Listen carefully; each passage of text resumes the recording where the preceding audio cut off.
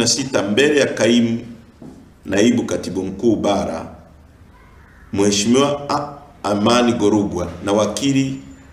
Edison Kiratu aliwataja tena watu hao watatu ambao alisema walimfuata na kumwambia kuwa asaini barua ya madai ya fedha ili zipelekwe Zanzibar. Kwa maelezo ya Mama Com, hakuwa ameambiwa kuwa nyaraka hizo alizopelekewa na hao watu watatu ili azisaini zina maudhui ya kuiomba mahakama kuifungia Chadema kufanya shughuli za kisiasa. Mama Com aliwaambia akina Mheshimiwa Amani Gorugwa kuwa alishangaa kusikia kuwa kesi imefunguliwa na yeye na wenzake wawili yenye hila ya kukiumiza chama, na yeye kama muasisi wa chama na mjumbe wa bodi ya